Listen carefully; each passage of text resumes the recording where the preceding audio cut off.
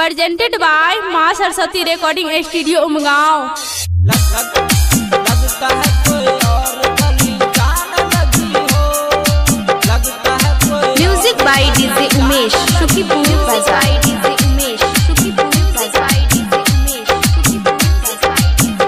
Music by Rajesh बेदर्दी। मुझसे ऐसे नजरें चुराने लगी हो, मुझसे ऐसे नजरें चुराने लगी हो, लगता है कोई और गली जाने लगी हो। मुझसे ऐसे नजरें चुराने लगी हो, लगता है कोई और गली जाने लगी हो।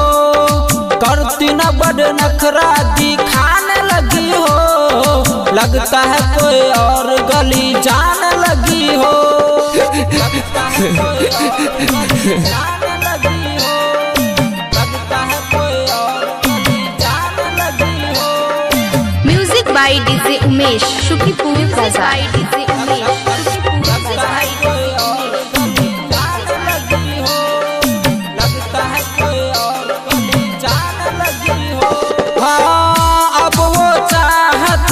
वो मोहब्बत आँखों में वो प्यार नहीं, दौलत को ही सब कुछ माना, अब तुम वो मेरा प्यार नहीं।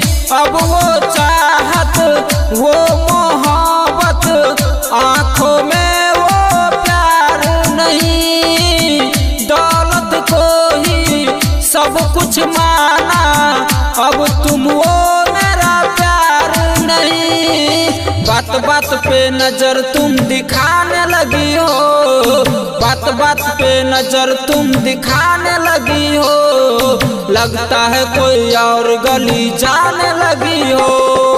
करती न बड़ नखरा दिखाने लगी हो, करती न बड़ नखरा दिखाने लगी हो, लगता है कोई और गली जाने लगी हो, लगता है कोई और गली जाने लगी हो, लगता है कोई और गली जाने लगी हो, लगता है कोई और गली जाने लगी हो।